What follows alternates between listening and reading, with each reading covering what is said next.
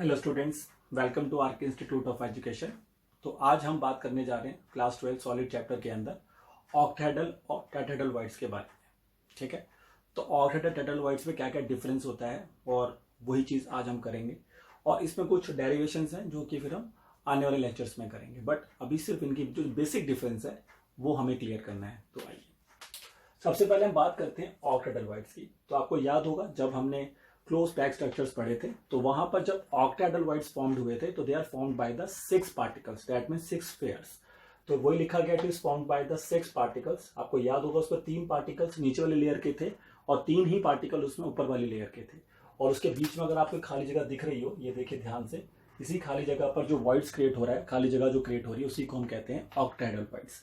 ठीक है, तो ध्यान से देख लीजिए, 3 पार्टिकल नीचे लेयर के, 3 पार्टिकल ऊपर वाले लेयर के दिख रहे होंगे डैश डॉटेड लाइंस के साथ। तो it is formed bye 6 particles, जिसको हमने कुछ इस तरह से भी दिखा रखा है। बस यहाँ पे इस तरह से इसको शोन करने की कोशिश हो रही है कि इसमें 2 ट्रायंगुलर बनते हैं, एक इस तरह से डाउनवर्ड डायरेक्शन में और एक अपवर्ड डायरेक्शन में। जो डाउनवर्ड वाला है वो नीचे वाले पार्टिकल्स के सेंटर को जोड़ के बन रहा है। आप देख सकते हैं इसके, अगर नीचे वाले पार्टिकल के सेंटर्स को मैं कनेक्ट करूँ आपस में, ये देखो ये और ये, तो इससे एक लोअर ट्रायंगुलर फॉर्म हो रहा है। और जो अपर लेयर के 3 पार्टिकल्स के सेंटर्स को अगर मैं जोड़ूँ, इसको और इसको, तो उससे एक अपर ट्रायंगुलर क्रिएट होता है। तो इन्हीं लोअर और अपर ट्रायंगुलर के ठीक बीच में जो पार्टिकल वहां कर आप रख देते हैं वहां पर, तो ऑक्टेहेड्रल वाइड में आपको दिखाई देता है।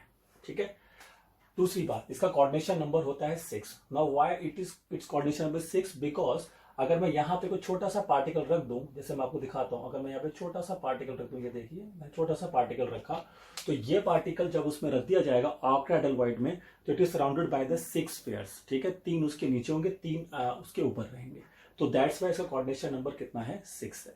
तो इस बात का सभी बच्चे ध्यान में रखिए कि कोऑर्डिनेशन नंबर 6 होता है ऑक्टेहेड्रल वाइड के केस में। क्यों? क्योंकि अगर ऑक्टेहेड्रल वाइड्स के अंदर कोई छोटा सा पार्टिकल आप रखते हैं तो it is surrounded by the 6 atoms, यानी कि 6 पार्टिकल्स। उसके बाद आती है इसकी शेप। तो इसकी शेप रखी गई है ऑक्टेहेड्रल, तभी इसका नाम ऑक्टेहेड्रल वाइड है, बिकॉज ऑक्टागन टाइप यानी ऑक्टेहेड्रल बनेगा। 8 फेसेस आपको वहां पे नजर आएंगे and it is formed bye 6 atoms, जो हमने शुरू में बता रखा है। तो ऑक्टा शेप इस तरह से दिखाई देगा, ऑक्टेहेड्रल शेप। अगर आप इसको ध्यान से देखें तो आपको मैं दिखाता हूँ। ये तो देखो, जैसे अब मेरे को कैसे समझाना होगा, जैसे आप सपोज करो ये आपको ये दिख रहा है, ये इसको हम नाम दे देते हैं कुछ A B, ये C और ये D। तो ये जो ABCD में अगर आप देखें तो यहाँ पर 4 एटम्स होंगे। तो टोटल मेरे पास कितने एटम है? 6 एटम्स हैं।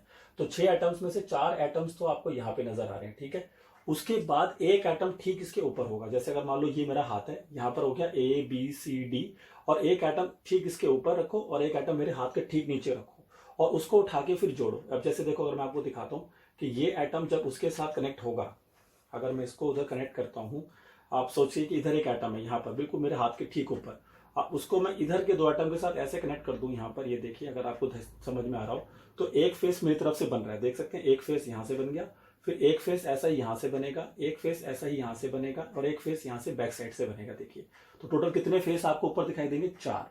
और बिल्कुल ऐसे ही एक एटम जैसे मैंने ऊपर रखा हुआ वैसे मैंने नीचे भी तो रखा हुआ है, तो ऐसे वहां पर भी होगा। एक 4 फेस अगर ऊपर बनेंगे तो ऑब्वियसली बात है वैसे ही 4 फेस आप देख सकते हैं, एक ऐसे बनेगा, फिर एक इधर से, एक उधर से, एक इधर से बनेगा। तो जैसे 4 फेस ऊपर क्रिएट हो रहे हैं, बिल्कुल वैसे ही 4 फेस नीचे क्रिएट हो जाएंगे, क्योंकि आपके जो ऑक्टा शेप होती है इसी तरह से होती है, उसमें 8 फेसेस आपको दिखाई देते हैं। तो इसलिए ध्यान देना है कि ऑक्टेहेड्रल वाइड के अंदर 8 फेसेस होते हैं and it is formed bye 6 atoms.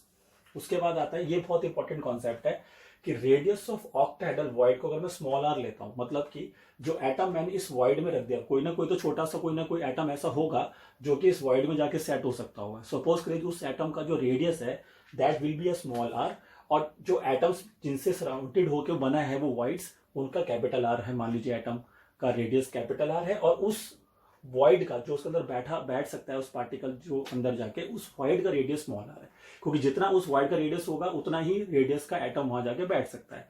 तो इसलिए ऑक्टेहेड्रल वॉइड के रेडियस और एटम के रेडियस में जो रिलेशन होता है वो होता है small r equal to 0.414 times of capital R।